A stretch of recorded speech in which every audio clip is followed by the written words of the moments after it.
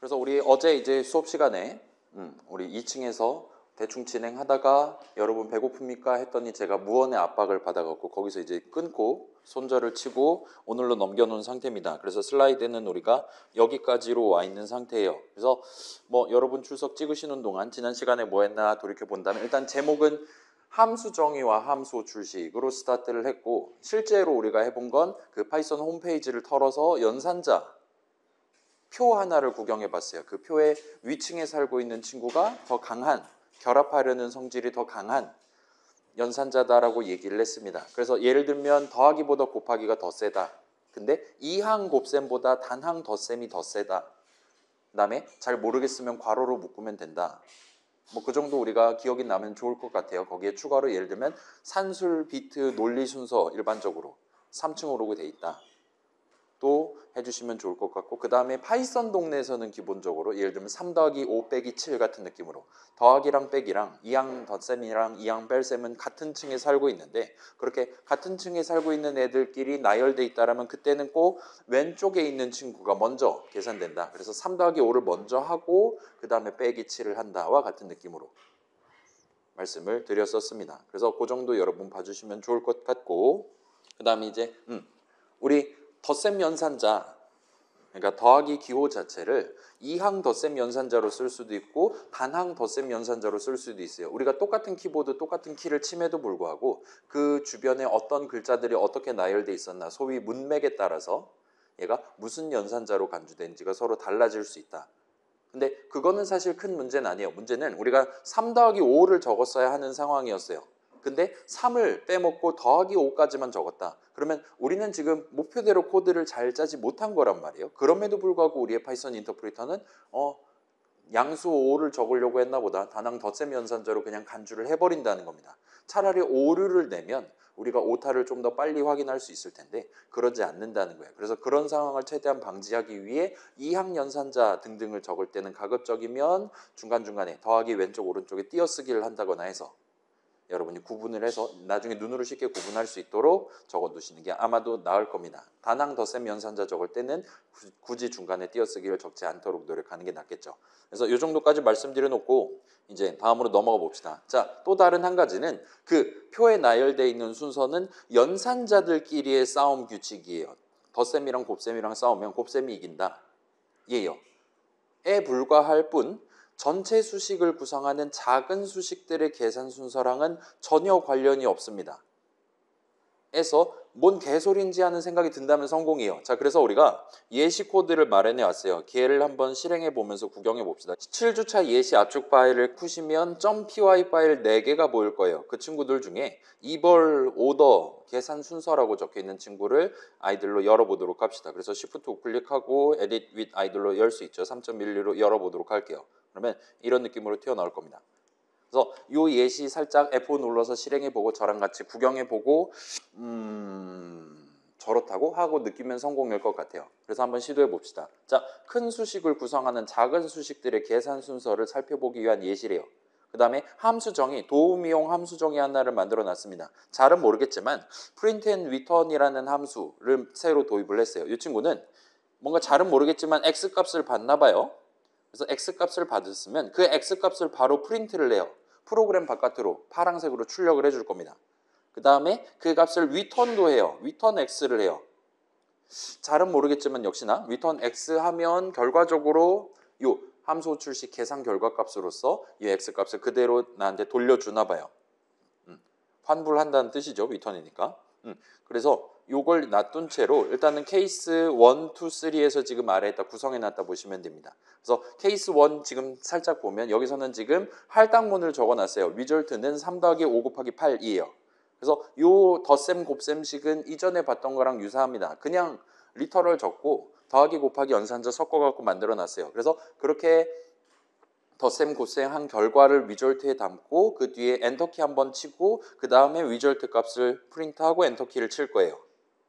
그리고 나서 인풋 호출식을 계산할 겁니다. 따라서 커서가 계속 깜빡깜빡 거릴 거예요. 사용자가 엔터키를 칠 때까지. 이런 식으로 세 가지 케이스를 마련해 놨는데 엔터키 칠 때까지는 다음 케이스 내용을 실행하지 않도록 중간중간 인풋 호출식을 적어 놨습니다. 그래서 대충 일단 케이스 1 구경했으니까 F5 눌러서 실행해 봅시다. 지금은 우리한테 43이라고 보여주면 정상이에요. 왜냐? 5 곱하기 8을 먼저 하고 그 다음에 3을 더하니까요. 그래서 지금은 사필 규정인 것 같아요. 제대로 잘 나오고 있습니다. 그러면 요거에 대조되는 다른 케이스들을 이제 구경을 해보자는 거예요. 두 번째 케이스입니다. 여기서는 아까 전에 리터럴 적어놨던 바로 그 자리에 대신에 함수 출식을 적었어요.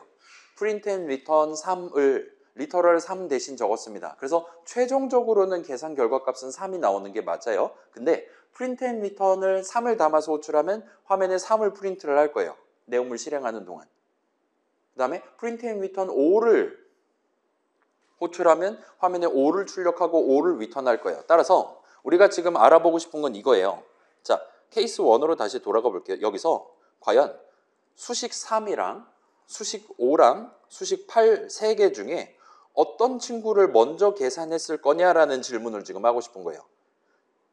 곱셈을 덧셈보다 먼저 한다라는 건 우리가 알고 있어요. 얘는 연산자 우선순위, 표에 의해서 결정되는 그다음에 매우 상식적인 사실입니다. 근데 그게 아니라 이 큰 수식을 구성하는 조그마한 작은 수식들, 수식 3, 수식 5, 수식 8 중에 뭐가 먼저 계산될 거냐를 지금 물어보고 싶은 거예요. 근데 지금 일단 그거랑 동등한 느낌으로 케이스 2를 마련해 놨고 여기서도 비슷한 느낌이에요. 과연 프린트 앤 리턴을 총 3번을 호출할 건데 그중에 5를 담아서 호출하는 게 가장 먼저 진행될 거냐, 아니면 8 담아서 호출하는 게 먼저 진행될 거냐, 아니면 3 담아서 호출하는 게 먼저 진행될 거냐예요. 자, 여러분 의견은 어떻습니까? 일단은 지금 우리 상식적으로 생각해 보면 곱셈을 먼저 해야 되잖아요. 그죠? 곱셈을 먼저 하려면 당연히 5랑 8을 계산을 끝내야지, 그러니까 좌항, 우항 계산을 끝내야지 비로소 곱셈을 할 수 있을 겁니다. 따라서 그걸 토대로 생각해 보면 덧셈은 나중에 해도 되잖아요. 그러니까 곱셈을 먼저 해야 되니까 곱셈의 좌항 수식, 우항 수식에 해당하는 5 담아서 호출하는 거, 8 담아서 호출하는 걸 먼저 하고 그 다음에 곱셈을 해서 40을 구하고 그 다음에야 print and return 3 계산해서 화면에 3을 출력할 것이다. 따라서 583 내지는 853 순서대로 진행될 것이다 라고 여러분이 지금 상상한다면 여러분 지금 초중고 교육 잘 받고 입학을 한 겁니다. 그러면 그게 과연 사실이냐를 구경을 해볼 수가 있을 거예요. 자, 우리의 현재 예상 곱셈을 먼저 해야 되니까 곱셈에 필요한 좌항, 우항 수식을 먼저 계산할 것이다 예요. 그 순서대로 간다면 3이 가장 나중에 출력될 겁니다. 엔터키 쳐보시면 계속하려면 엔터키를 쳐요. 엔터키 쳐보시면 이런 느낌으로 나오는 걸 볼 수 있어요. 갭을 3, 5, 8 순서대로 우리한테 프린트가 됩니다. 이 말은 print and return 3이 print and return 5, print and return 8보다 먼저 호출됐다는 거예요. 그렇기 때문에 프린트 3을 먼저 한 겁니다. 그래서 딱 우리가 적어놓은 그 순서대로 3, 5, 8 순서대로 계산하고 그 다음에야 5 곱하기 8을 하고 그 다음에 3 더하기 40을 했다. 그래서 결과값은 여전히 43이라고 나오는 걸 볼 수 있습니다. 애매하죠? 3이라는 숫자는 한참 나중에 씀에도 불구하고 지금은 그 짓을 하고 있다는 거예요. 그럼 이제 마지막 케이스 3 코드를 한번 구경해 봅시다. 여기서는 우리 연산자 우선순위 끝판왕에 해당하는 괄호를 쳐봤어요. 제발 좀 괄호 안에 있는 수식 먼저 계산해 줬으면 좋겠네요 같은 느낌으로. 그래서 제발 좀 5 곱하기 8만 일단 먼저 시경 써서 40 먼저 만들어 놓고 3이랑 더할 궁리를 해라 와 같은 식으로 우리가 지금 적은 겁니다. 굳이 이런 예시를 도입했다는 건 인터랙티브 돌아가서 케이스 3에 해당하는 코드 실행해 보면 그딴 거 싹 무시하고 358이라고 출력되는 걸 확인할 수 있다는 거예요. 여기까지가 예시입니다. 자, 지금 곱셈을 먼저 하는 건 43이 나옴으로써 이거는 확실한 사실이에요. 근데 그럼에도 불구하고 5 곱하기 8을 먼저 하는 건 맞지만 3, 5, 8 세 개의 작은 수식 중에서는 무조건 3이 먼저 계산된다. 우리가 적어놓은 순서대로 왼쪽에서 오른쪽으로 작은 수식들을 계산한 다음에야 화면에 곱셈, 덧셈을 수행하고 그 다음에야 리졸트에 담고 출력하고 있다라고 여러분이 봐주시면 좋을 것 같습니다. 그래서 요거는 일단 팩트입니다. 그래서 자, 연산자로 엮어둔 큰 수식의 계산은 그 큰 수식, 전체 큰 수식을 구성하는 작은 수식들, 지금 같은 경우는 리터럴 3, 리터럴 5, 리터럴 8이라든가 아니면 조그만 함수 출식이라든가 등등을 계산해서 값들을 얻은 다음에야 진행을 하게 돼요. 그래서 괄호 열고 닫고 연산자 등등도 비슷하다 봐주시면 좋을 것 같아요. 아무튼 대충 이 정도로 얘기해두고, 그래서 이 상황에서 파이썬은 그 작은 수식들을 무조건 적혀 있는 순서대로 계산을 합니다. 좀 더 정밀하게 본다면 더 이상 잘게 쪼갤 수 없는 자잘한 수식들 단위로 적혀 있는 순서대로 계산한다라고 볼 수가 있어요. 그리고 우리 지금 파이썬 홈페이지 그 랭귀지 레퍼런스 털었을 때 단원 여러 개 있었잖아요. 6단원이 수식과 관련한 내용이었습니다. 거기에 아톰스라고 6단원에 아마 설명이 돼 있을 거예요. 그래서 우리 수업 수준에서는 대충 이름 내지는 리터럴 정도가 요 가장 작은, 더 이상 쪼갤 수 없는 수식이다라고 봐주시면 적당할 것 같아요. 자, 요거 역시나 파이썬 동네에서는 무조건 적어놓은 대로 작은 수식을 계산한다라는 사실 자체도 역시나 실제 프로그래밍, 여러분이 파이썬 코드 짤 때, GUI 프로그램 만들 때 그렇게까지 중요하지는 않습니다. 근데 이걸 굳이 아직 별표 붙어 있기는 해요.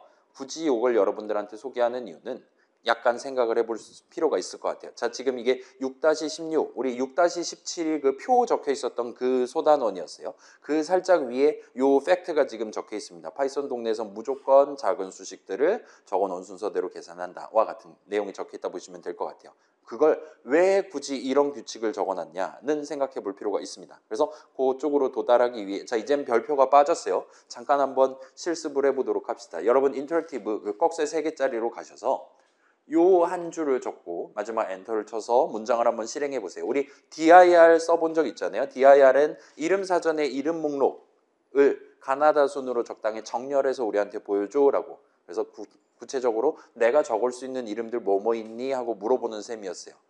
그 당시에는 dir 괄호 열고 바로 괄호를 닫고 엔터를 쳤습니다. 근데 지금은 괄호 안에다가 우리가 형식 이름을 적었어요. 인트를 집어넣고 괄호 닫고 엔터를 쳤습니다. 그러면 이전과는 살짝 다른 결과가 튀어나오는 걸 여러분 목격하실 수 있을 거예요. 자, 대조해서 보여드릴게요. 이전에처럼 그냥 dir 괄호 열고 닫고 하면 우리가 모르긴 하지만 아무튼 이전에 본 적 있는 것 같아 보이는 그런 이름들 플러스 현재 이름 사전에 등재되어 있는 프린트 앤 리턴이랑 리절트가 있는 걸 볼 수가 있어요. 반면 dir하고 괄호 열고 int하고 괄호를 닫으면 얘는 아까랑은 꽤 다른 내용들을 우리한테 이런 이름들 적을 수 있어요 하고 출력을 해주고 있는 걸 확인하실 수가 있습니다. 그래서 다양한 이름들 튀어나오면 정상이에요.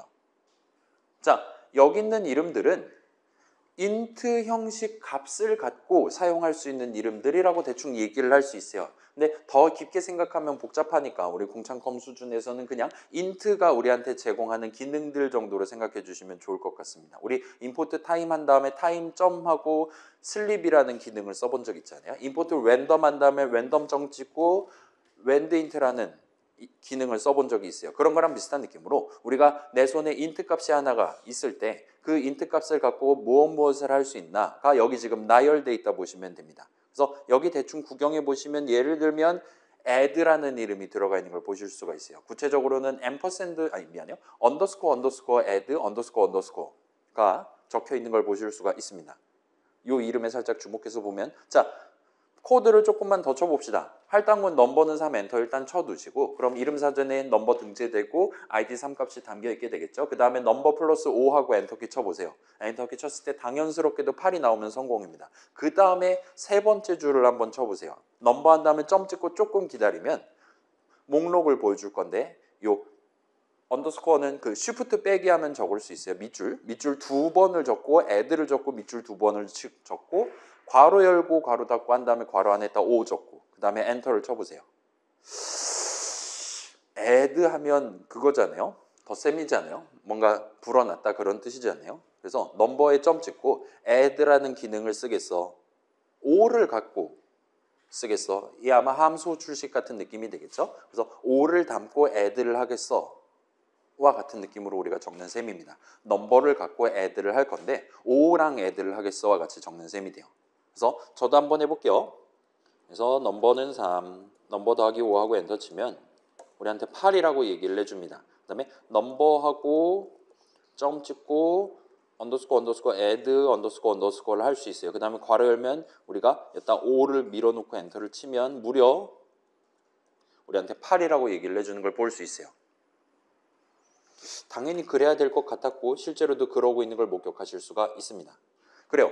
이 복잡한 수식, 함수 출식의 형태로 우리가 적어놓은 저 복잡한 수식은 덧셈식 넘버 더하기 5랑 동등한 느낌으로 계산돼요. 완벽히 똑같은 건 아니긴 한데 뭐 지금은 그러려니 해도 좋을 것 같습니다.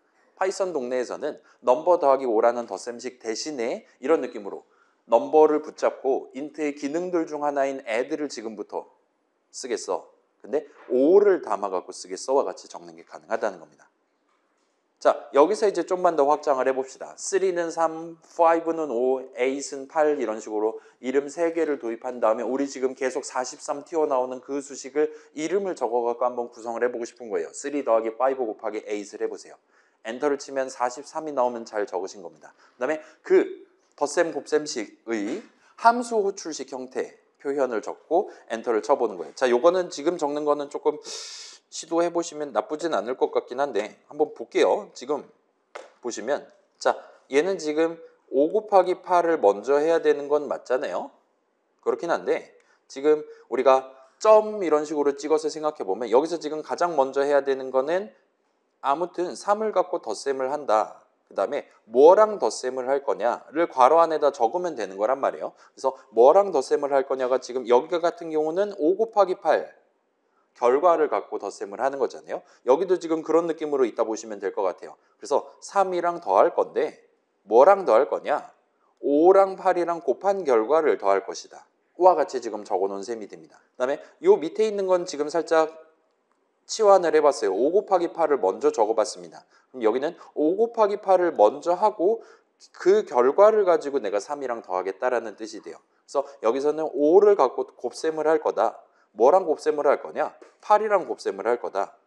그 다음에 그 결과에다가 점을 찍고 그 결과를 가지고 add를 할 거다. 뭐랑 더할 거냐? 3이랑 더할 거다. 와 같이 적어놓은 셈이 됩니다. 그래서 지금 대충 느끼다시피 이거 지금 인터랙티브에 치고 엔터키 치면 역시나 함수 출식의 형태로 적은 것들도 43이 잘 튀어나오는 걸 볼 수 있어요. 그래서 덧셈 곱셈식으로 적었을 때는 5가 먼저 계산돼야 되는 거 아닌가 하고 느낌이 올 거예요. 근데 저거랑 동등한 느낌을 함수 호출식의 형태로 적어놓으면 그 바로 아랫줄이 되거든요. 근데 얘는 확실히 이 전체 함수 호출식에서 가장 먼저 계산해야 되는 게 뭐냐라고 물어보면 이 3가 가장 먼저 계산돼야 되는 게 맞습니다. 왜냐? 저 3 안에 예를 들면 인트 형식 값이 아니라 함수 덩어리 같은 게 들어있으면 함수 덩어리 갖고 add를 할 수는 없단 말이에요. 그렇기 때문에 일단 3를 먼저 계산해요. 그 다음에 3의 기능들, 그러니까 3 계산했을 때 나온 결과값의 기능들 중에 add라는 게 있나를 먼저 확인을 해야 됩니다. 그래서 여기를 먼저 계산해요. 그러면 그걸 갖고 이제 괄호 열고 닫고 함수 호출식을 이제 슬슬 계산을 해야 되는 타이밍이에요. 함수 호출식 계산하려면 당연히 내용을 실행하기 전에 이번에는 뭐를 담고 호출할 거냐 같은 것들을 먼저 계산을 해야 됩니다. 따라서 괄호 안에 있는 수식을 먼저 계산을 해야 돼요. 여기까지 일단 진행한 다음에. 그래서 괄호한 수식은 지금 일단 5가 적혀 있어요. 그럼 5를 무조건 먼저 계산합니다. 그 다음에 5 계산 결과값의 기능들 중에 멀티플라이가 있냐? 있단 말이에요. 인트 형식이니까. 그 다음에 멀티플라이를 이제 호출할 건데 뭐를 담아서 호출할 거냐? 따라서 8을 담아서 호출할 거다. 그럼 이제 괄호 안에 있는 수식 계산 끝났으니까 함수 호출식을 계산할 수 있게 돼요. 5를 붙잡고 8을 집어넣고 곱셈을 돌립니다. 그러면 40이 튀어나올 거잖아요. 그러면 40이 여기 튀어나왔으면 이제 그 40을 밀어넣고 3이랑 뭐랑 더할 거냐 결정 났으니까 함수 호출식을 한 번 더 계산할 수 있게 되는 거예요. 따라서 3이랑 40이랑 더해서 43이 나옵니다. 그래서 지금 제가 했던 내용들 다시 돌이켜 생각해 보면 수식 3랑 5랑 8은 진짜로 우리가 적어놓은 그 순서대로 계산된다라고 말할 수가 있어요. 항상 그래야 됩니다. 자, 요거는 살짝 예시를 들어보면 지금 뭔가 애매한 느낌으로 나오긴 했는데 하고 타임점 슬립 같은 거 할 수 있는 거잖아요. 0.5 같은 거 할 수 있는 거잖아요. 근데 예를 들면 타임점 슬립이 아니라 뭐 팀점 슬립 이런 느낌으로 적었다 칩시다. 그러면 자, 지금 저 점도 연산자란 말이에요. 준단항 연산자입니다. 그래서 지금 위에 줄은 타임이라는 뭔가의 슬립이라는 기능이 있나 없나 있으면 쓰겠다라는 뜻이에요. 없으면 이제 오류가 날 겁니다. 자, 그래서 그래요. 위에 걸 먼저 해볼게요. 타임.슬립을 적어야 되는데 P를 안 적고 엔터키를 치면 이제 타임의 기능들 중에 슬리라는 네 글자짜리 기능이 없기 때문에 오류가 나요. 그러지 않고 좌항 적고 이 정도까지 적고 엔터를 쳤을 때는 이제는 점 왼쪽 좌항 자리 수식이 내가 모르는 이름이에요. 그렇기 때문에 걔의 슬립이란 기능이 있나 없나조차를 판단할 수가 없는 상황인 겁니다. 그래서 점 연산자도 똑같은 느낌이에요. 일단 좌항을 먼저 계산해야 돼요. 그 다음에 걔의 기능들 중에 슬립이 있냐 같은 것들을 이제 조사한다 보시면 됩니다. 그 다음에 함수 출식도 방금 전에 살짝 나오기는 했는데 뭐 할까요?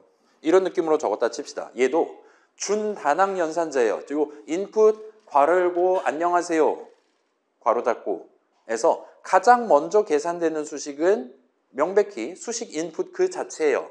그래서 인풋이라는 이름 먼저 계산해서 id 값을 손에 쥐고 메모리 가보니까 그게 함수 덩어리란 말이에요. 그렇기 때문에 함수 출식 유효하게 적을 수 있습니다. 따라서 이 괄호 안에 있는 수식을 계산해요.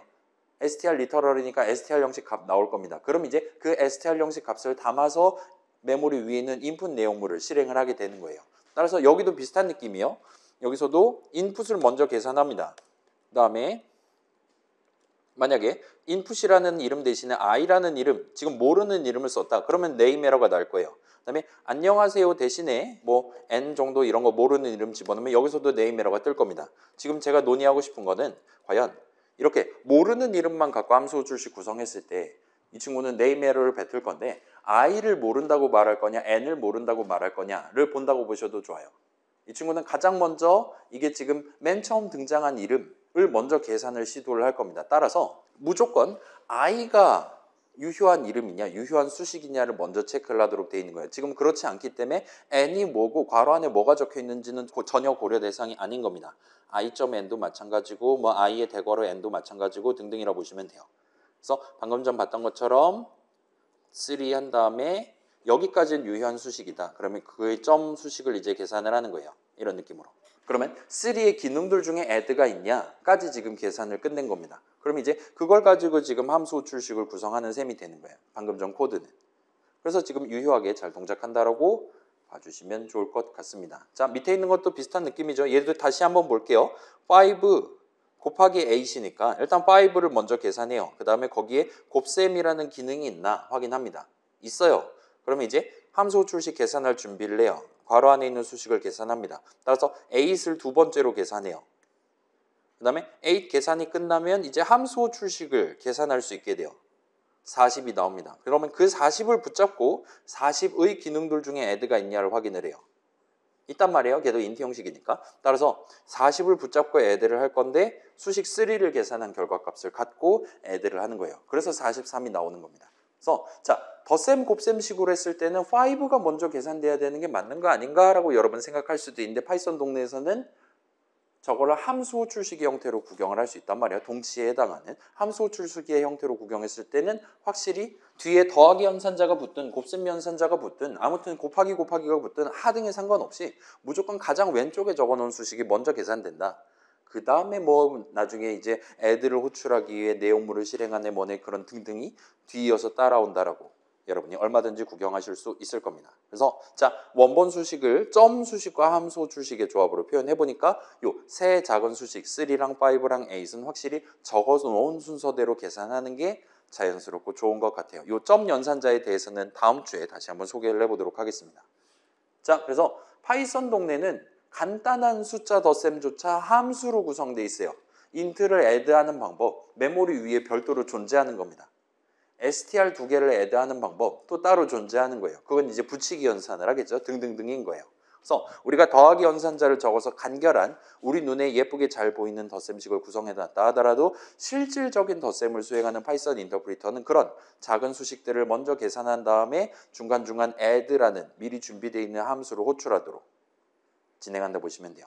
자, 항상 방금 본 것처럼 레프트 한 다음에 add하고 점 add하고 그 다음에 괄호를 라이트와 같은 느낌으로 호출하는 건 아니기는 합니다. 그렇긴 하지만 아무튼 파이썬 동네에서는 int 덧셈, int 뺄셈, 곱셈, 나눗셈 등등이 전부 다 이런 느낌의 함수의 형태로 남아있다라고 보시면 좋을 것 같아요. 자, 그래서 여러분이 연산자들 더 붙여가면서 더 복잡한 수식, 여러분 지금 과제 넘버원, 목표 3번 하다 보면 더 복잡한 수식 아마 적어야 될 건 말이에요. 적어야 될 거란 말이에요. 그런 상황에서도 아무튼 우리의 파이썬 인터프리터는 열심히 표 보고 이거를 함수 호출식 괄호를 어디서부터 열고 어디로 닫아야 되나와 같은 것들을 생각해 가면서 그 전체 큰 수식을 함수 호출식들의 중첩으로 얼마든지 다룰 수가 있다 보시면 돼요. 각 연산자들의 결합 순서가 서로 다르다 하더라도 덧셈, 곱셈 이런 식으로 서로 여러 층에 걸쳐서 서로 다른 연산자들 섞어가지고 큰 수식을 적었다 하더라도 얼마든지 그에 맞는 호출 순서를 갖는 함수 호출식의 중첩을 구성하는 게 가능합니다. 지금도 괄호 뭔가 왔다 갔다 하긴 했지만 눈으로 보고 따라가 보면 확실히 둘 다 43 제대로 잘 나올 것 같잖아요. 둘 다 멀티플라이를 결국 먼저 호출한다는 게 여러분 눈에 잘 보일 겁니다. 일단 그거는 현재 사실이고 그 앞에서 놓고 본다면 3, 5, 8 중에서는 지금 윗줄 같은 경우는 여기 적혀 있는 대로 3 먼저 그 다음에 괄호 안 내용물 계산하다가 5를 그 다음에 두 번째 괄호 안 계산하다가 8을 세 번째로 계산할 것이다 와 같은 느낌으로 구경을 해볼 수가 있을 겁니다.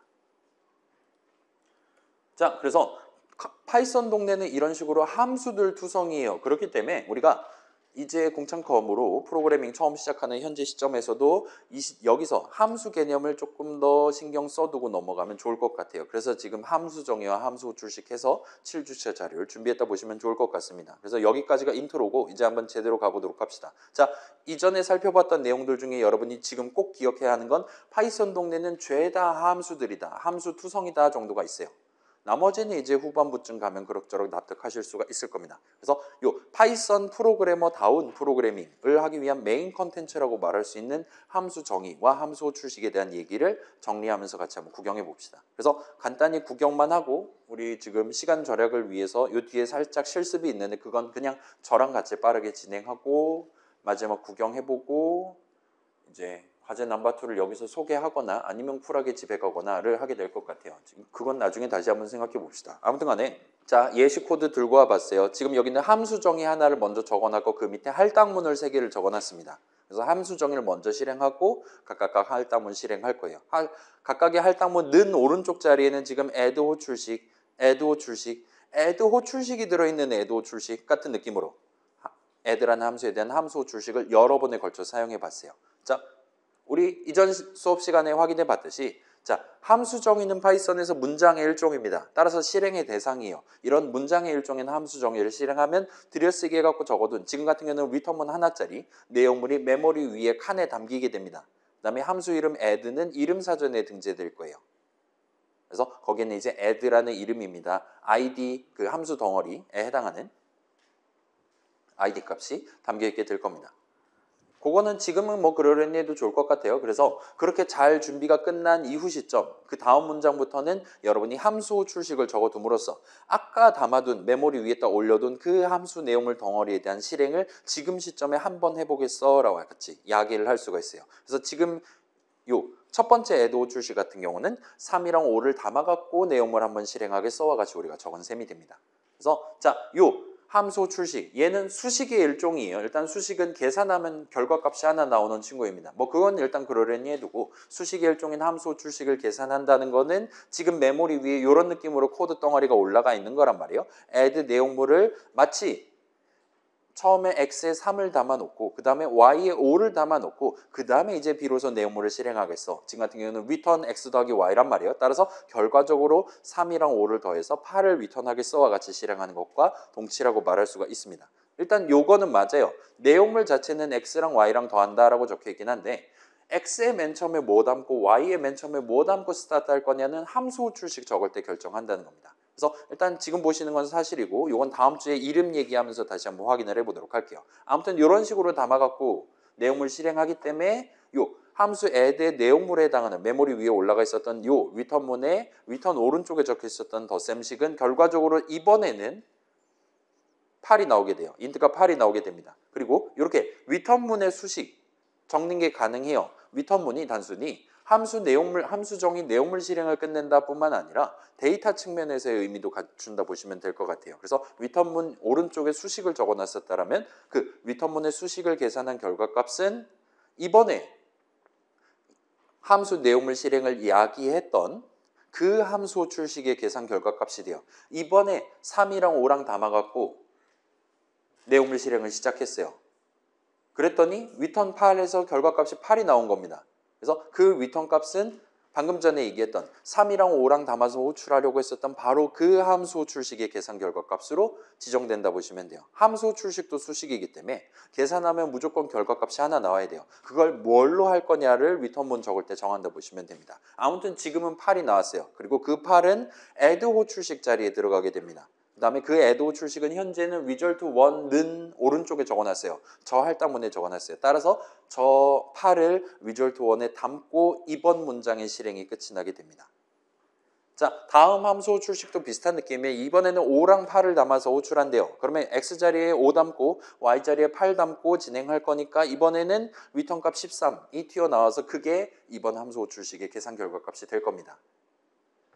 이 아래에 있는 친구도 비슷한 느낌이에요. 아무튼 바깥쪽에 애들을 호출하려면 괄호한 수식을 먼저 계산해야 돼요. 그 괄호한 수식 역시나 add 호출식이에요. 따라서 괄호 안에 있는 3,5를 붙잡고 일단 먼저 집어넣게 될 겁니다. 그럼 이제 8이 튀어나올 거예요. 그럼 이제 그 8을 x자리에 담고 y자리에 또 다른 8을 담아서 한 번 더 호출하면 16이 나올 거고 그게 중첩된 함수 호출식 전체 수식의 계산 결과값으로 최종적으로 남아있게 되겠죠. 그럼 그걸 이제 result 3에다 담고 문장의 실행이 끝이 나게 될 겁니다. 자, 어렵지 않죠? 어려울 겁니다. 그래서 아직 잘 감이 안 오는 친구들은 두 사람이 함께 프로그래밍을 한다라고 생각해 주시면 좋을 것 같아요. 자, 여러분 조별 과제 좋아합니까? 여러분 우리 후반부 GUI 프로젝트 팀전으로 하고 싶습니까? 개인전, 프리포홀로 하고 싶습니까? 이게 1학년 친구들은 아마 팀전이 끌리기도 할 거예요. 근데 이게 고학년 수업 가면 손사래를 칩니다. 제발 그러지 말자고. 우리 그냥 혼자 살고 싶다고 그런 식으로 얘기하는 친구들이 많아요. 아무튼 간에 우리 GUI 프로그램 만드는 거는 일단은 저는 개인전을 상정하고 있어요. 근데 내가 저 친구랑 같이 과제를 하지 않으면 뭔가 뭐라 그래야 될까? 두 가문이 이렇게 서로 이어져 있는 그런 사이인데 어쩔 수 없이 우리가 떨어져 있을 수가 없다. 그런 피치 못할 사정이 있으면 저한테 개인적으로 연락해 주세요. 그러면 상대방의 의견도 물어봐야 되잖아요. 그 두 사람의 의견이 일치하면 뭐 2인 팀, 3인 팀 정도는 해드릴 수 있기는 합니다. 물론 이제 그 친구들은 더 어려운 걸 만들어야겠지만 아무튼 간에 두 사람이 같이 함께 프로그램 하나를 만든다고 생각해 봅시다. 그래서 미리 함수 정의를 적어두는 사람이 존재하고 나중에 함수 호출식을 적게 될 사람이 존재한다고 생각을 해봅시다. 두 사람이 같이 일하는데 서로 얼굴 보고 싶은 건 아닌 거예요. 그래갖고 따로 일할 겁니다. 뭐 재택근무 그런 거 코로나 시즌에 막 많이 했는데 그런 거랑 비슷한 거예요. 아무튼 미리 함수 정의를 적어두는 사람, add에 대한 함수 정의를 적는 사람 입장에서는 그 사람은 나중에 x자리에 뭐가 담기고 y자리에 뭐가 담길지 몰라요. 달리 말하면 뭐랑 나중에 더할 건지는 모릅니다. 그건 내일 정하게 될 거예요. 오늘 함수 정의 적는 지금 시점에는 나는 뭘 알고 있냐? x값이 있고 y값이 있다면 내가 지금 해야 되는 일은 add가 해야 되는 일은 덧셈을 하는 거다라는 건 알고 있어요. 덧셈에서 return해야 된다라는 걸 알고 있습니다. 그래서 내가 그 함수 정의 첫 줄에서 정한 이름 x랑 y를 써서 덧셈식을 그 사람은 구성할 수 있어요. 그다음에 내친 김에 그 왼쪽을 return 적고 마지막 엔터를 쳐서 return문까지 완성을 해둘 수가 있습니다. 그러면 나중에 x가 뭐고 y가 뭐가 될지 모르겠지만 아무튼 간에 그 둘을 더해갖고 리턴하는 함수입니다라고 내용을 잘 적어놓고 함수 정의 마무리 지어놓고 그냥 자러 가면 되는 거예요. 그럼 이제 다음날 일어나서 함수 호출식을 적게 될 사람 입장에서 생각해보면 그 사람은 add라는 함수에 대한 함수 정의 내용물이 뭔지는 몰라요. 그렇긴 한데 아무튼 간에 x값이랑 y값 내가 골라서 밀어넣으면 그걸 더해서 나한테 리턴해주는 친구다 정도까지는 내가 어제 카카오톡 메시지를 받아서 알고 있는 상태입니다. 그 친구가 마지막으로 사용 방법을 얘기해주고 자러 갔어요. 그러면 나는 그 친구의 말을 믿고 내가 지금 당장 더 해야 되는 그 두 값이 튀어나올 만한 수식을 적어가면서 괄호 안에 채워가면서 add에 대한 함수 호출식을 구성하는 게 가능해요. 그래서 그 함수 호출식 잘 해놨고 나중에 그 함수 호출식 계산이 끝나면 나는 내가 원하는 두 값에 대한 덧셈 결과값을 얻을 수가 있게 됩니다. 그래서 그 결과값을 어딘가에 담아두는 게 목표다. 라면 add에 대한 함수 호출식을 어떤 할당문에 넣은 오른쪽 자리에 적으면 돼요. 아니면 덧셈 결과를 바로 출력해야 된다. add 호출식을 print 호출식 괄호 안에 밀어넣으면 돼요. 등등과 같이. 또는 다른 연산자를 더 섞어서 예를 들면 세 수의 덧셈을 구성한다든가 하는 식으로. 이번 덧셈의 결과값을 어디다가 어떻게 써먹을 거냐는 함수 호출식 적는 사람이 그 함수 호출식을 어디다가 적냐에 따라 결정된다 보시면 됩니다. 그래서 함수 호출식 적는 사람이 정하는 건 뭐랑 뭐랑 더할 거냐, 그 다음에 그 덧셈 결과를 어디다 써먹을 거냐 라고 보시면 돼요. 그 사람이 모르는 거는 덧셈이란 걸 구체적으로 어떻게 하는 거냐를 모른다 보시면 됩니다. 그 친구는 몰라도 돼요. 카톡 내용만 보고 믿고 진행하면 됩니다. 자, 요 정도 들어도 느낌이 잘 안 온다면 요거는 저랑 같이 빠르게 한번 진행해 봅시다. 함수 정의를 몇 개 한번 같이 적어 볼게요. 실시간으로. 그래서 요 정도 예시를 지금 준비해 놨습니다. 여러분이랑 같이 진행해 볼게요. 귀찮으니까 인터랙티브에서 해 보겠습니다. 그래서 자, 두 인수 값들 중에 더 큰 값을 리턴하는 함수 max에 대한 함수 정의를 적어 보래요. 그러면 df max로 스타트 할 수 있겠죠. 그 다음에 뭐 x, y로 할게요. 그냥 x, y 하고 두 개 받을 거니까 콜론하고 엔터 치면 스타트 할 수 있습니다. 그러면 우리는 자, x가 y보다 더 크면 x를 리턴하면 돼요. y가 더 크면 y를 리턴하면 돼요. 따라서 지금은 x가 더 클지 y가 더 클지 지금 시점에 우린 몰라요. 따라서 그걸 일단 분기 흐름을 써서 확인을 해야 됩니다. 그래서 만약에 x가 y보다 크면 그러면 맥스 값이 x인 거잖아요. 따라서 리턴 x를 해버리면 됩니다. 그렇지 않다면 그래서 x랑 y가 같거나 y가 더 크거나예요. 두 케이스 전부 다 그냥 y를 리턴해도 상관없는 상황입니다. 그래서 리턴 y하고 엔터를 치고 여러분 끝이니까 엔터 한 번 더 치면 max에 대한 함수 정의가 끝나요. 그럼 한번 테스트해 봅시다. 이제 함수 정의 적는 사람 입장은 끝났고 함수 호출식 적는 입장에서 이번에는 뭐랑 맥시멈 해볼까요? 3이랑 5랑 싸우면 5가 이긴대요. 그러면 3이랑 10이랑 싸우면 10이 이긴대요. 그러면 이제 300이랑 10이랑 싸우면 300이 이긴대요. 그 다음에 예를 들면 뭐 가가 세 글자랑 가가라 두 글자랑 기기잖아요. 가가 두 글자랑 싸우면 가가 이긴대요와 같은 느낌으로 여러분이 얼마든지 구성해 볼 수 있을 겁니다. 지금 여기는 형식과 관련한 거는 전혀 적혀 있지 않으니까 자, 일단은 파이썬 동네에서는 str 형식 값을 비교를 하는 게 얼마든지 가능합니다. 가가랑 싸우면 가가 이겨요. 그러면 가가랑 각이랑 싸우면 누가 이기겠어요? 가가랑 각이랑 싸우면 당연히 각이 이깁니다. 그래서 그런 거랑 비슷한 느낌으로 이게 소위 뭐라 그래야 될까요? 사전순 내지는 출석부 순서라고 보시면 될 것 같아요. 맥스니까 더 큰 친구가 이기는 겁니다. 출석부는 보통 우리 가나다 순으로 가시가 맨 위에 있고 히치가 맨 아래에 있을 거잖아요. 하시라든가 홍시라든가 친구들이. 그래서 출석부의 아래에 있는 친구가 이제 튀어나온다 보시면 돼요. 우리 그래서 가가가랑 가가각이랑 두 명이 있으면 그 친구들은 맨 위에 나란히 근데 가가가가 한층 더 위에 있을 거다라고 여러분 예측할 수 있을 겁니다. 그래서 대충 그 정도로 봐주시면 좋을 것 같고 그 다음에 두 번째 거 해봅시다. 그래서 이번엔 두 인수 값들 중에 왼쪽 거가 더 작으면 true, 그렇지 않으면 false를 리턴하는 함수 less에 대한 함수 정의를 적어보래요. 그러면 df less 역시나 x랑 y랑 해볼게요. 콜론하고 만약에 x가 y보다 작으면 그러면 이때는 true를 리턴하래요. 그 다음에 그렇지 않으면 false를 리턴하래요. 하면 되죠. 그래서 이렇게 하면은 less 3이 5보다 작냐?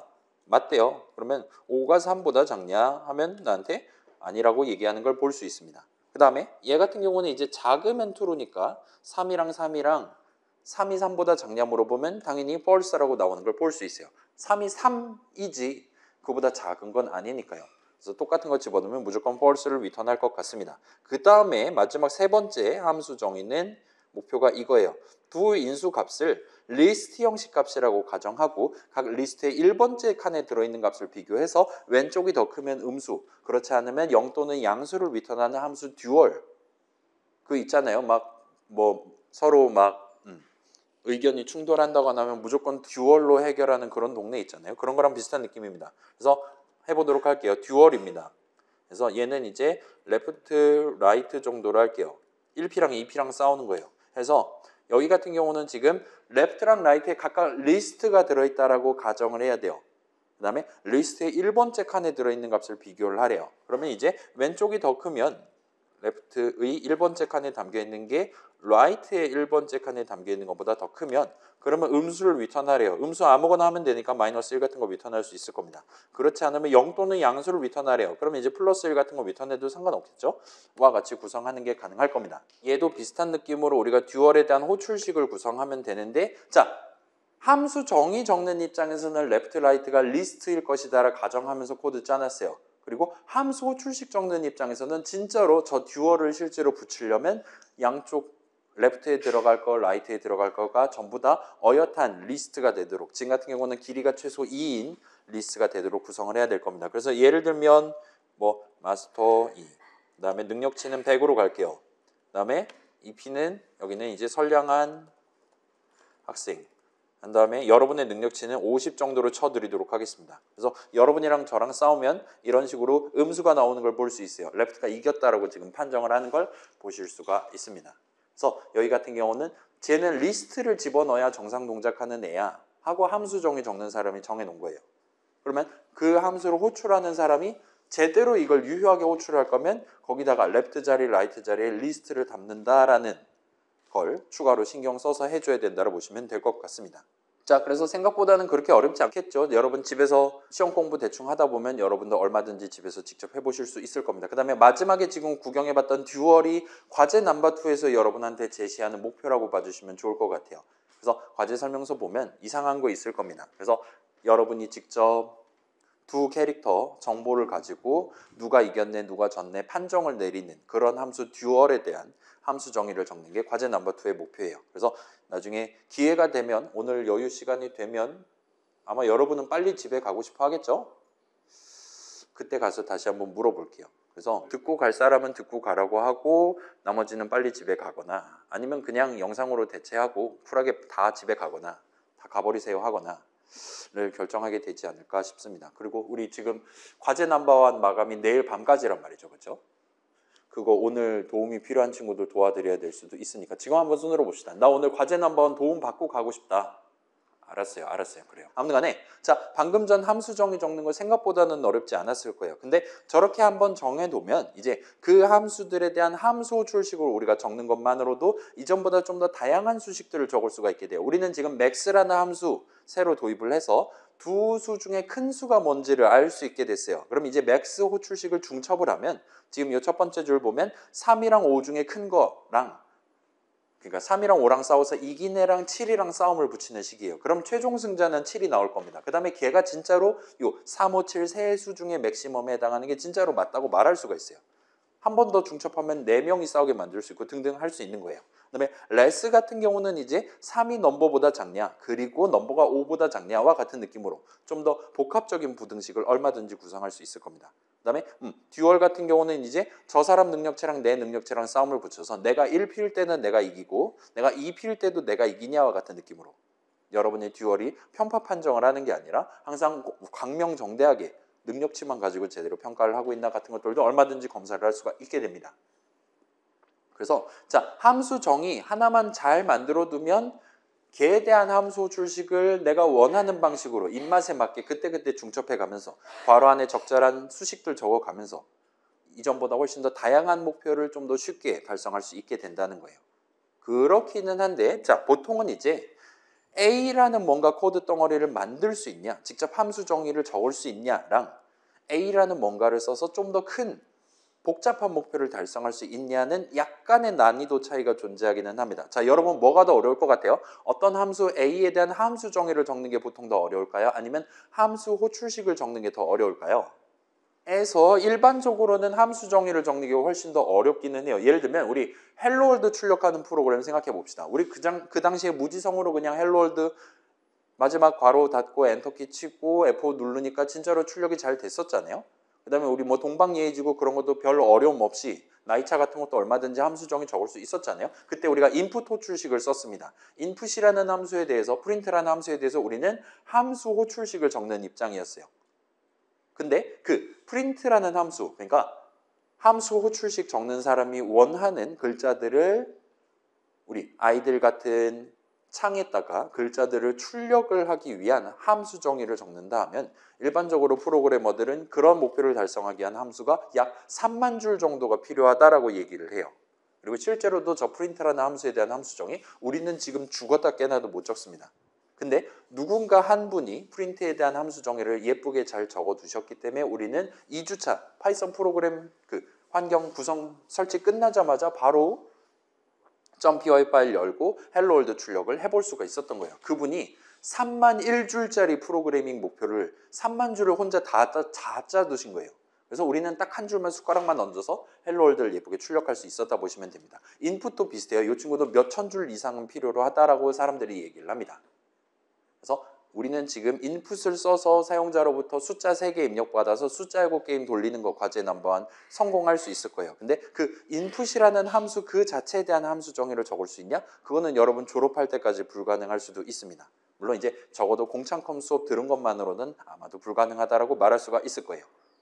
뭐 그렇기는 한데 우리가 지금 열심히 과제 넘버1이라든가 방금 전 예시라든가 등등해서 다양한 함수에 대한 함수 정의를 적고 있잖아요. 그런 함수 정의를 내가 하나하나 차근차근 적는다는 게 나중에 우리가 헬로월드 출력하기 위한 프린트 함수 정의 적으신 분들이랑 비슷한 느낌으로 나중에 코드를 적게 될 프로그래머가 좀 더 수월하게 이전보다 복잡한 목표를 달성하기 위한 수식을 쉽게 적을 수 있게끔 파이썬 세상 속의 다양한 기능들 중에 숟가락 하나를 더 얹어서 max라는 기능 추가하고 less 기능 추가하고 여러분 지금 과제 넘버1에서는 숫자 알고 게임 또는 보물찾기 게임 한 판을 할 수 있는 그런 코드 덩어리 기능 하나를 또 추가하고 있다고 말할 수가 있어요. 여러분이 함수 정의 예쁘게 적으면 적을수록 나중에 코드 짜는 게 훨씬 더 편해지는 겁니다. 그렇게 함수 덩어리가 많으면 많을수록 내 파이썬 세상, 내 파이썬 인터프리터가 수식 하나 갖고 할 수 있는 일이 점점 많아지게 된다고 보시면 돼요.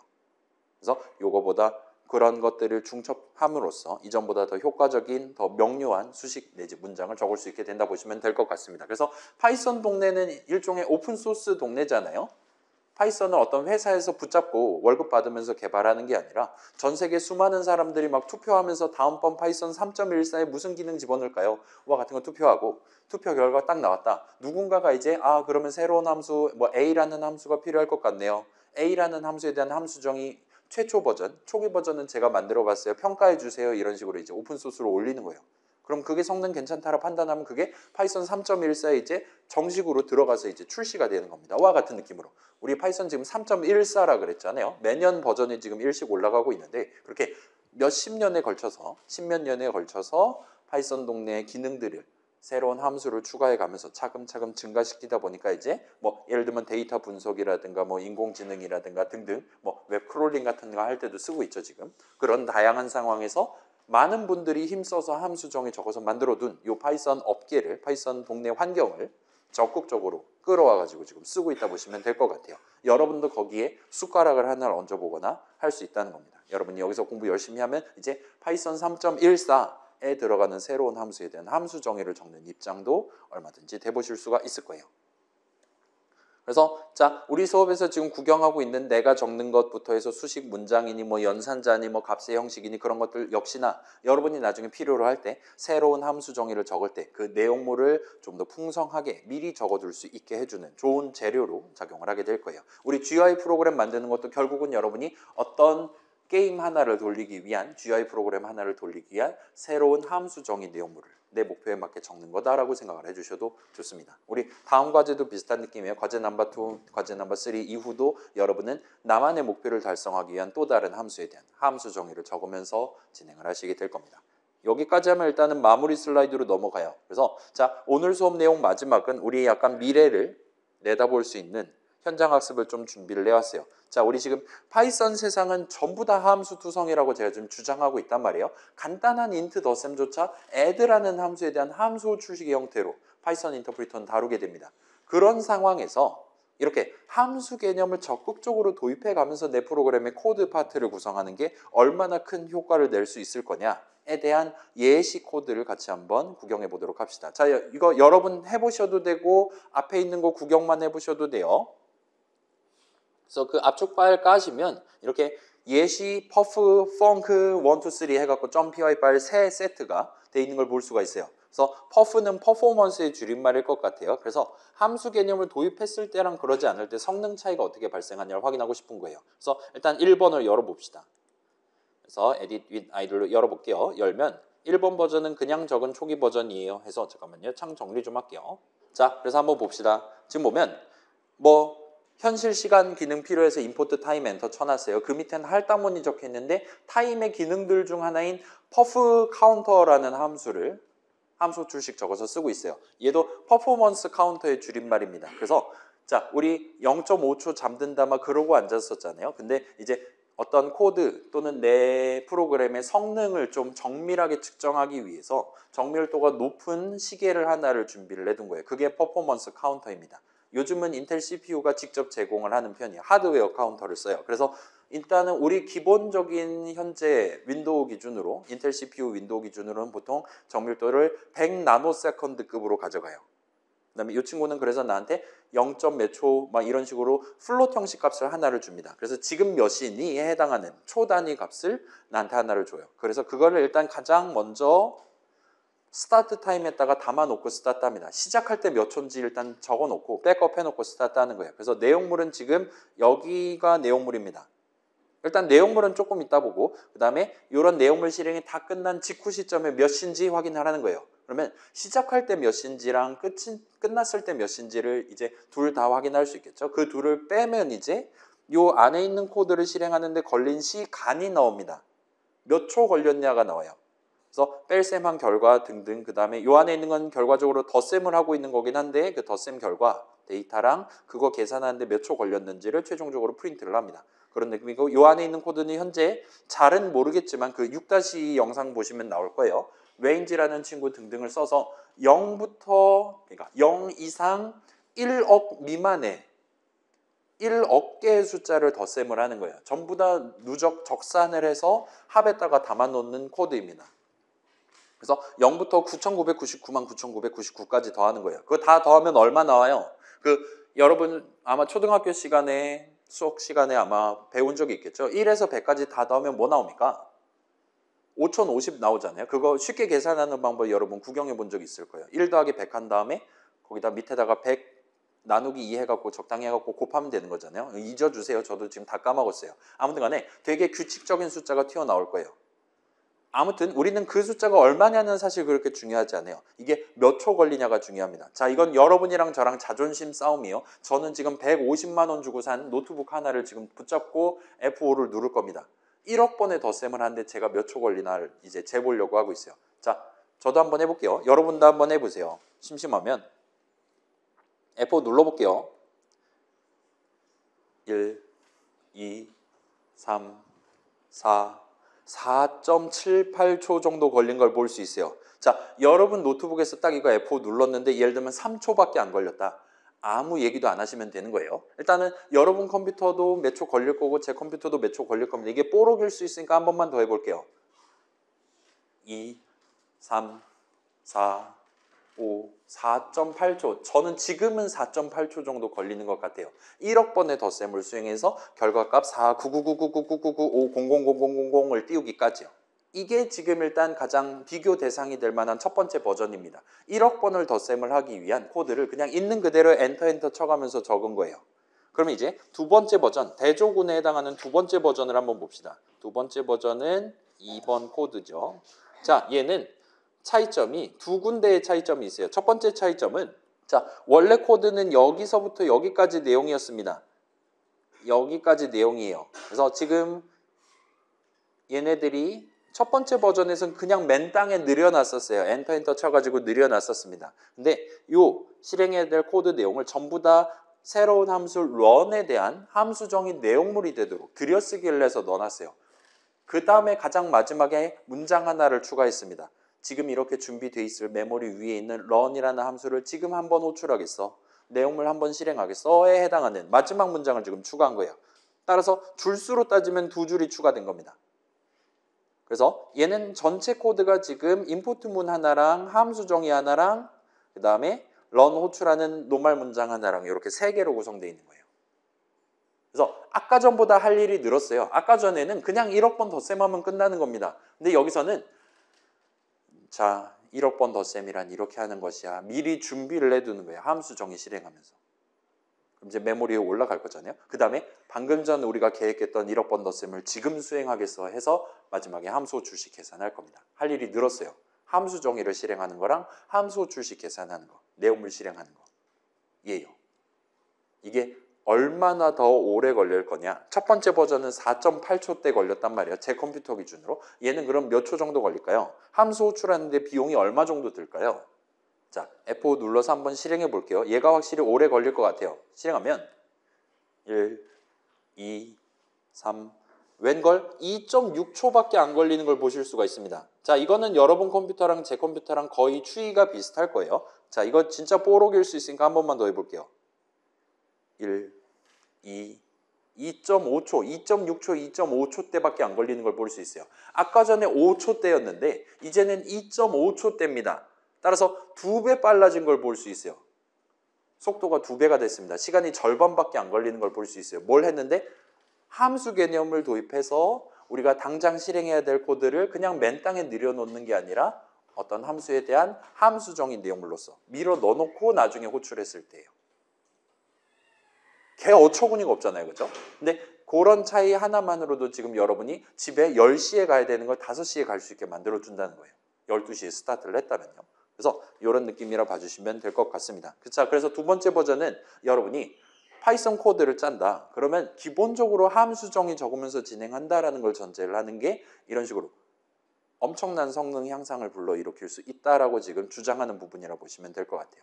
일단 요거는 지금 그 어떤 거짓도 지금 들어가 있지 않은 겁니다. 진짜로 파이썬 동네에서 무조건 함수 개념을 도입해서 하는 게 무조건 더 빨라요.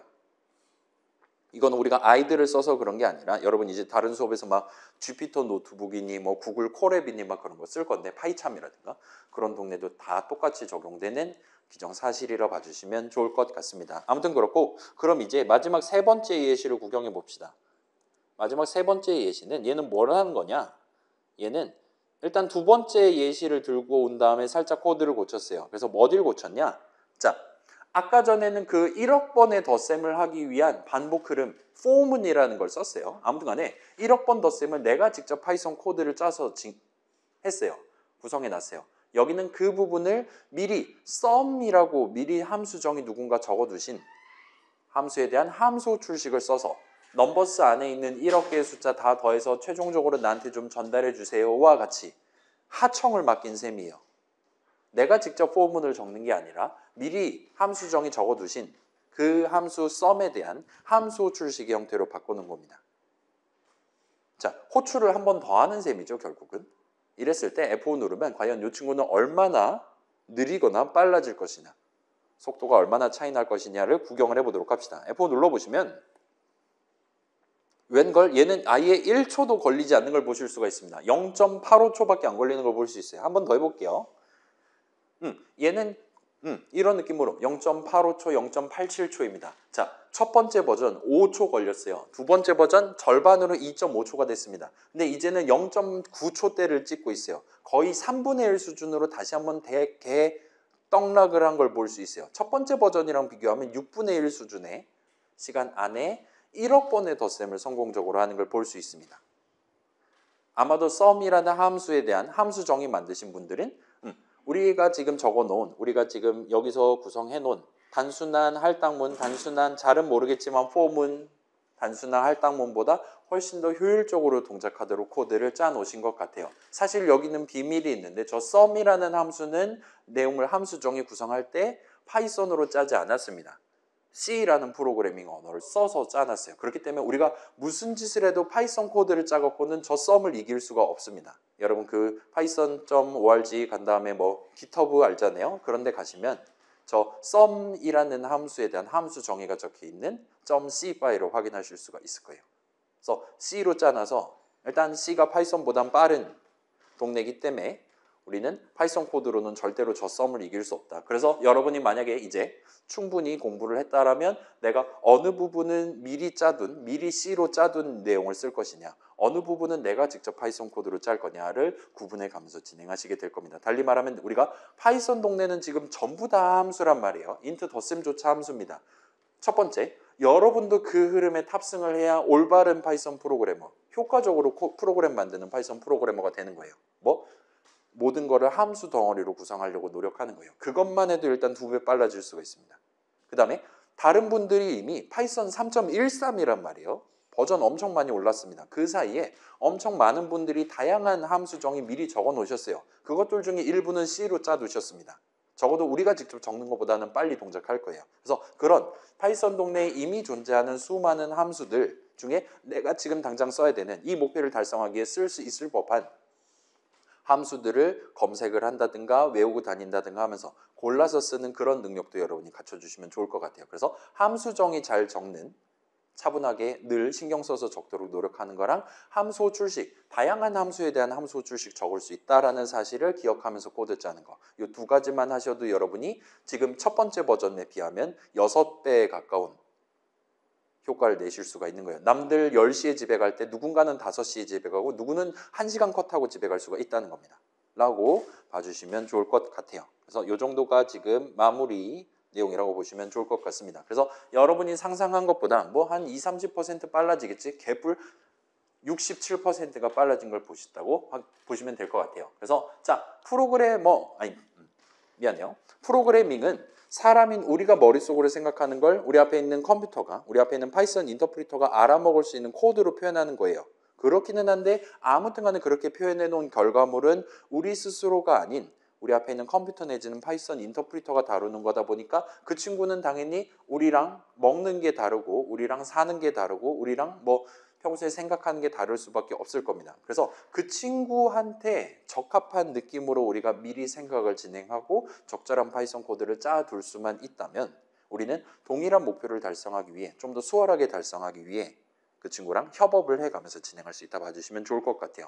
그래서 자, 그 친구는 결국은 순차 분기 반복 뭐 이런 거 우리가 이미 알고 있는 내용을 있는 그대로 실행해주는 친구기는 해요. 근데 그거를 얼마나 효율적으로 해줄 거냐는 동네마다 조금씩 다르고 예를 들면 C 동네랑 파이썬 동네 다르고 인텔 CPU랑 여러분 핸드폰에 있는 ARM CPU랑 다르고 조금씩 특성이 다르긴 합니다. 아무튼 우린 지금 파이썬 공부하고 있고 여러분이 만약에 성능을 좀 끌어올리고 싶다라면 파이썬 동네에 맞는 코딩을 해야 된다는 거. 그 다음에 그거의 핵심에 해당하는 건 파이썬 동네는 모든 게 함수기 때문에 나도 함수 개념을 적극적으로 도입해서 코드 짜야 된다는 거. 여러분 지금 막 런이라는 함수 정의, game이라는 함수 정의 개 불편하잖아요.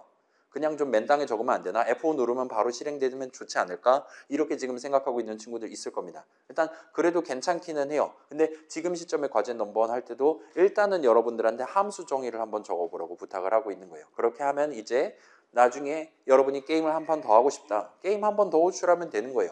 방금 전에 패배했지만 이번에 이기고 싶다. 그러면 인터랙티브 돌아가서 다시 게임 괄호 닫고 한 다음에 엔터키 치면 한 판 더 할 수 있는 겁니다. 왜냐? 그렇게 준비를 해놨으니까요. 그리고 그런 식으로 습관을 들여주는 게 파이썬 동네에서 좀 더 효과적인 코드를 짜는 지름길이라고 일단 생각을 해주시면 좋겠습니다. 그래서 여러분이 나중에 뭐 우리 과에서도 나중에 뭐 C라든가 아니면 디자인하기 위한 도구들도 다 스크립트 기능 제공할 거예요. 그런 동네에서는 이제 지금과는 다른 느낌으로 코드 짜야 효과적으로 동작한다든가 하게 될 겁니다. 그거는 그때의 즐거움으로 내비두시고 일단은 지금은 이 정도까지만 구경하고 끝을 내면 될 것 같아요. 그래서 자, 다음 시간에는 이제 이름 얘기를 할 거예요. 그래서 다시금 데이터 영역의 발을 넓혀서 살짝 정리하고 거기까지 하면 우리 지도의 최종 버전을 구경을 할 수 있을 것 같습니다. 그거를 아마 수업 시간에 구경을 할 수도 있고 아니면 우리 지금 메타가 작년에 지난 학기에 찍어둔 영상 그냥 구경하고 미적 시험 보러 갑시다 메타가 될 수도 있을 것 같긴 한데 아무튼 간에 다음 주에 이름 얘기까지 하면 거기가 시험 범위가 될 것 같아요. 그래서 일단은 이 정도로 마무리 해두고 오늘은 느낀 점을 7주차 자리에 적어놓고 지금 4시 10분이란 말이죠. 과제는 한번 도와달라는 친구가 있었으니까 뭐 그거는 그냥 영상으로 넘길게요. 영상 찍어놓은 거 있으니까 그거 올리도록 하고 그러면 일단은 앞에서 설명하는 건 여기까지 하는 걸로 합시다. 그래서 여러분 먼저 가실 분들 가시고 과제 도움 받아야 된다 남아서 계속 진행하셔도 되고 등등등이에요.